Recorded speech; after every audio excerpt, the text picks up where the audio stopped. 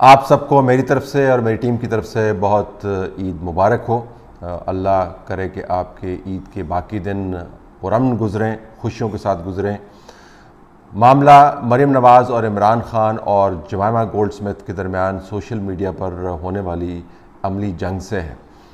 کیا مریم نواز نے عمران خان کے بیان کی رد عمل کے طور پر صحیح جواب دیا؟ کیا جمائمہ گولڈ سمتھ نے اپنے تعصب کا اظہار کیا؟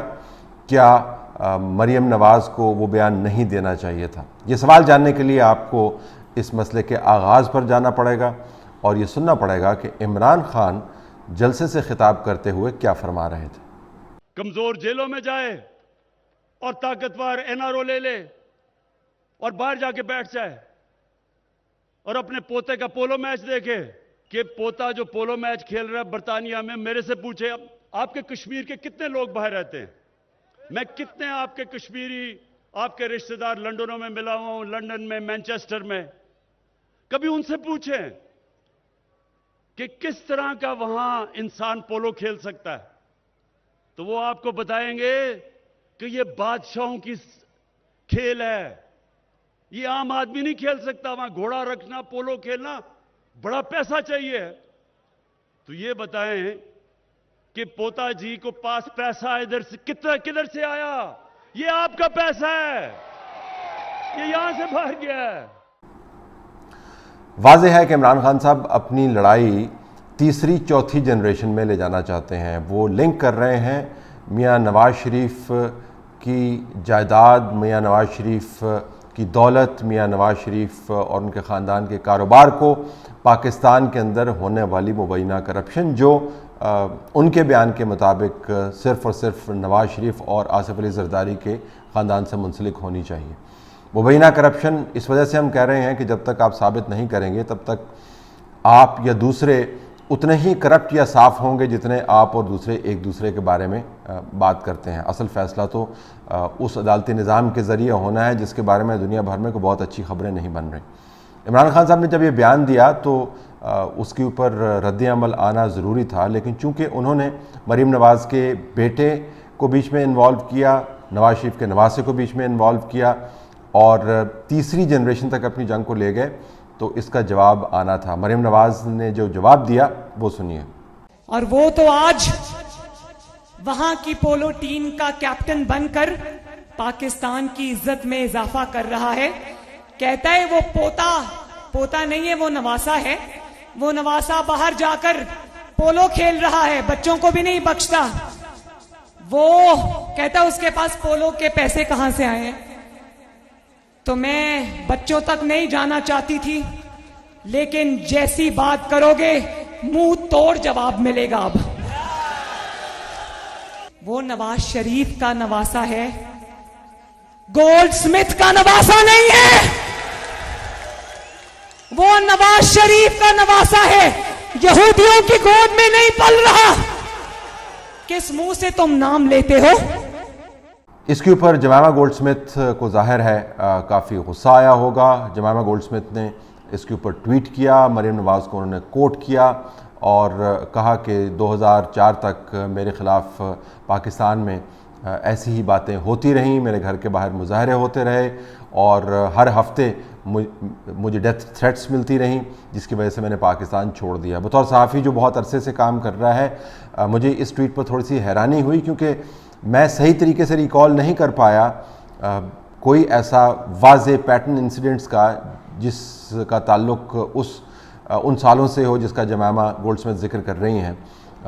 وہ دن تھے کہ جب جنرل پرویز مشرف اور عمران خان صاحب کی بہت دوستی تھی۔ وہ دن تھے کہ جب Jemima gold Smith Imran Khan صاحب کے ساتھ جنرل پرویز مشرف کے گھر میں جا کے کھانے کھایا کرتی تھی، اور یہ جنرل پرویز مشرف نے خود ہمیں تمام یہ باتیں بتائی ہیں۔ اور جب یہ طے کیا جا رہا تھا کہ عمران خان صاحب کو چودھری شجاعت کے ساتھ ملا کر کیسے ملک کا پرائم منسٹر بنانا ہے، ایک باری کس نے لینی ہے، دوسری باری کس کو دینی ہے، یہ تمام باتیں اس وقت بریگیڈیئر، بعد میں جنرل راشد قریشی اور عمران خان صاحب کے ایک دوست کی موجودگی میں جنرل پرویز مشرف نے خود ہمیں بتائیں اور کہا کہ آپ کبھی جا کے عمران خان صاحب سے پوچھیے گا کہ انہوں نے میاں والی سے پہلی مرتبہ انتخاب جو ہے کس کی مدد سے جیتا، وغیرہ وغیرہ، لمبی چوڑی وہ باتیں کرتے تھے، اس میں تمام تفصیل بتاتے تھے۔ تو بڑی حیرانی کی بات ہے کہ ملک کے اندر ڈکٹیٹرشپ قائم تھی، اس ڈکٹیٹر کے بہت اچھے تعلقات تھے، جمائما گولڈ سمتھ کے ساتھ اور عمران خان صاحب کے ساتھ بطور کپل، اور وہ ان کے گھر میں آتے جاتے تھے اور فیصلے کرنے کی باتیں ہو رہی تھیں. تو ان دنوں میں اس ڈکٹیٹر کی موجودگی میں، اس کی تمام تر طاقت کے ہوتے ہوئے، اس کی تمام تر جو سہولیات ہیں اس سے استفادہ کرتے ہوئے کون سے لوگ تھے جو ڈیتھ تھریٹس دے رہے تھے، کون سے لوگ تھے جو مظاہرے کر رہے تھے، اور یہ تمام ریکارڈ جو ہے کہاں پر ہے. کچھ انسیڈنٹس میرے ذہن میں ہیں، لیکن جس پیٹرن کا انہوں نے ذکر کیا کہ اتنی شدید قسم کی صورتحال خراب تھی کہ ان کو ملک چھوڑ کے جانا پڑا، وہ ہماری ریکلیکشن میں نہیں ہے. تو اب ہم کچھ تحقیق کریں گے اور دیکھیں گے کہ وہ انسیڈنٹس کون سے تھے جن کا ذکر کر رہے تھے. بہرحال انہوں نے جواب دیا. اس کے اوپر مریم نواز نے جو ٹویٹ کیا وہ بھی آپ کے سامنے ہے، جس میں انہوں نے کہا کہ مجھے آپ میں اور آپ کی پرائیویٹ زندگی میں کوئی دلچسپی نہیں ہے، میرے پاس اور کام بھی کرنے کو ہیں اچھے، لیکن اگر دوسروں کے بچوں کو گھسیٹا جائے گا تو اس کا رد عمل آئے گا، اور زیادہ سخت رد عمل آ سکتا ہے. جس سے مراد ظاہر ہے وہ صرف عمران خان صاحب کے 2 بچوں کی بات ہی نہیں کر رہی تھی. جو بین السطور حوالہ ہے وہ سمجھ جانا چاہیے. اس معاملے کو فی الحال ہم پرے رکھتے ہیں. اب یہ جنگ چھڑ گئی ہے. اس کے بعد میڈیا کے اندر اب اوپینینز 3 طرح سے ڈیوائیڈ ہو گئی ہیں. ایک ہیں جو کہہ رہے ہیں کہ عمران خان صاحب نے بالکل ٹھیک کہا ہے، ان کو یہ کہنا چاہیے تھا اور یہ ان لوگوں کا علاج ہی یہی ہے. دوسرے لوگ کہہ رہے ہیں کہ چونکہ آپ نے کہا تھا تو پھر اس کا جواب بھی آنا تھا، اور جواب ابھی مریم نے تحمل سے دیا. وہ بہت سی ایسی باتیں کر سکتی تھیں جو انہوں نے نہیں کی. کچھ لوگ یہ کہہ رہے ہیں کہ جمائما گولڈ سمتھ نے خود سے اپنے تعصب کا اظہار کیا. کچھ لوگ یہ کہہ رہے ہیں کہ ان کو اس معاملے کے اندر چھلانگ لگا کر خام خواہ اس معاملے کو طول نہیں دینا چاہیے تھا. اب بنیادی بات سوچنے کی یہ ہے، ایس ٹی ایچ کے پلیٹ فارم سے میں کر رہا ہوں بات، کہ معاملات کیا یہاں پر جاتے اگر وزیر اعظم عمران خان دوسروں کے بچوں اور پوتوں کے اوپر حملے نہ کرتے. ایس ٹی ایچ کے پلیٹ فارم سے اور اس سے پہلے بھی میں نے جتنی بھی صحافت کی ہے اور جہاں پر بھی موقع ملتا ہے رائے کے اظہار کا، تجزیے کا، میں ہمیشہ یہی کہتا ہوں کہ آپ ذاتیات سے اگر نہیں ہٹیں گے تو پھر آپ کی ذات نہیں بچے گی. اگر آپ دوسروں کی عزتیں اچھالیں گے تو آپ کی عزت اچھلے گی. اگر آپ دوسروں کے بچوں پر حملہ کریں گے تو آپ کے بچوں پر حملے ہوں گے.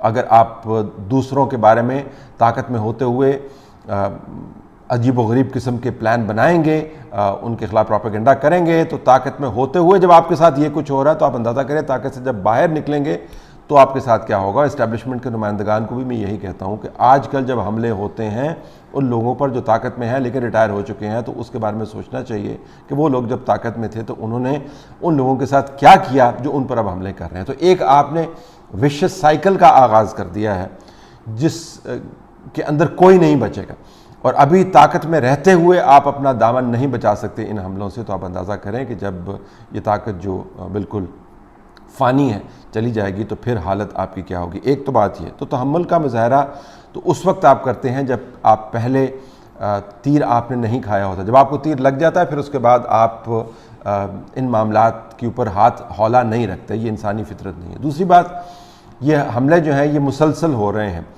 گھروں کے دروازوں کے اوپر جا کر حملے کیے گئے ہیں، گھروں کے باہر باقاعدہ ڈیمانسٹریشنز کروائی گئی ہیں، غلیظ ترین گالیاں نکالی گئی ہیں، دروازے توڑے گئے ہیں، اور یہاں پر بھی گھروں کی دیواریں گرانے کا بندوبست کیا جا رہا تھا، اور بیچ میں پھر ظاہر ہے کوئی اور مقتدر حلقے آئے اور ان دیواروں کو تحفظ فراہم کیا گیا. جب آپ لوگوں کو گھروں سے نکالتے ہیں، ان کی دیواریں گرا دیتے ہیں، ان کی چادریں کھینچتے ہیں، تو پھر ایک آدھ واقعہ جو ہے اس کے اوپر تحمل کا مظاہرہ کرنا بنتا نہیں ہے، کیونکہ واقعات کا ایک تسلسل ہے. تو دوسری بات کرنے کی یہ کہ احتساب کے نام پر جو انتقامی اور بدترین قسم کی گری ہوئی جو حرکات کے چیپٹرز کا آغاز کیا گیا ہے، اس کا آخری چیپٹر تحریر کرنے والے نہیں لکھیں گے.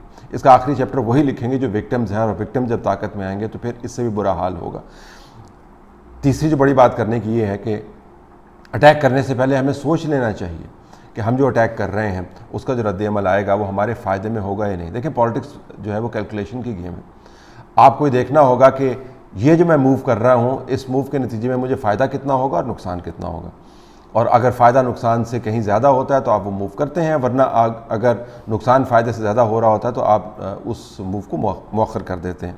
تو بات چیت کے اندر بھی آپ کو دیکھنا چاہیے کہ جس ایشو کا آپ حوالہ دے رہے ہیں یعنی اولاد کا، وہ بات کرنے سے جو رد عمل آئے گا اس سے آپ کو فائدہ ہوگا یا نقصان ہوگا. یہاں پر آ کے عمران خان صاحب کو شاید اپنا لہجہ اور اپنا حوالہ بدلنا چاہیے تھا. ایک طرف سے ہم بات کرتے ہیں پاکستان کی سیکیورٹی کی ضروریات کی، پاکستان کی اسٹیبلٹی کی، پاکستان کے اندر استحکام کی، اور دوسری طرف ہم اپنی ذاتی جنگ زہر آلود تیر اور تلوار کے ساتھ لڑتے رہتے ہیں پبلک کے اندر، اور اب یہ جنگ ہم تیسری چوتھی جنریشن کی طرف لے جانا چاہتے ہیں۔ تو جب تیسری چوتھی جنریشن کی طرف جنگ جائے گی تو کوئی ہاتھ نہیں روکے گا۔ تو میرے خیال میں اس تنازع کا آغاز ہی نہ ہوتا اگر اس حوالے سے اجتناب کیا جاتا جو عمران خان صاحب نے دیا۔ اگر وہ حوالہ نہ دیا جاتا تو اس سے پہلے بہت ساری تقاریر ہوئیں، بہت ساری الٹی سیدھی باتیں بھی ان تقاریر کے اندر ہوئیں، اور ان بعض باتوں کو ہم نے مذمت بھی کی، لیکن یہ حوالہ کبھی نہیں بنا۔ یہ حوالہ تبھی بنا جب عمران خان صاحب نے نواسے کا نام لے کر بتایا کہ یہ کتنے کرپٹ لوگ ہیں۔ اب یہ کمال بات ہے کہ اگر جہانگیر ترین کا بیٹا جو ہے وہ پی ایس ایل کے اندر ایک ٹیم خرید لیتا ہے تو کوئی یہ نہیں کہتا کہ جی آپ کے پاس یہ پیسہ کہاں سے آیا اور آپ کے والد کیا کیا کرتے تھے اور یہ پیسہ کس طریقے سے بنایا گیا۔ جو دوسرے منسٹرز ہیں ان کے بچے اس سے کہیں زیادہ مہنگے شوق رکھتے ہیں، کوئی جہاز اڑاتا پھر رہا ہے، کوئی کشتی رانی کر رہا ہے، کوئی ایسے ایکسپینسو ہوٹلز میں جا کر 6 مہینے رہتا ہے کہ جس کا ایک کرائے سے آپ پوری یونین کونسل چلا سکتے ہیں پاکستان میں 3 مہینے کے لیے۔ ان سے کوئی نہیں پوچھتا۔ تو جب آپ سلیکٹیولی استعمال کرتے ہیں اپنے انتقام کو احتساب کے نام پر تو پھر اس کا جواب بھی آئے گا۔ تو میرے خیال میں ہمیں سیکھ لینا چاہیے کہ اگر ہم ذاتی حملوں سے باز نہیں آئے تو پھر کسی کا گھر نہیں بچے گا۔ بچے سب کے ہیں، عمران خان صاحب کی اولاد ہے، موجودہ جو بیگم ہیں ان کے بچے موجود ہیں اور اپنے اپنے کاموں میں لگے ہوئے ہیں۔ تو اگر ذاتیات پر جائے گی اور اولادوں کو گھسیٹیں گے تو پھر لوگوں کے پاس کہنے کے لیے بہت کچھ ہوگا۔ تو اس تنازع میں ہمیں نہیں پڑنا چاہیے۔ اگر ہم تنقید کرتے ہوئے تھوڑی سی احتیاط کریں تو اس قسم کے ایشوز جو ہیں وہ سامنے نہیں آئیں گے۔ جمائمہ گولڈ سمتھ کا رد عمل جو ہے اس بات کی عکاسی کرتا ہے کہ سب کو اپنے بچے پیارے ہیں، سب کو اپنی عزتیں پیاری ہیں۔ جب عزت پر، عقائد پر اور بچوں پر بات آتی ہے تو پھر کوئی شخص خاموش نہیں رہ سکتا۔ یہ اگر ہمیں بات سمجھ میں آ گئی تو آئندہ ایسے تنازعات نہیں ہوں گے، لیکن اگر بات سمجھ میں نہیں آئی تو پھر اینٹ کا جواب ظاہر ہے پتھر کی صورت میں آئے گا۔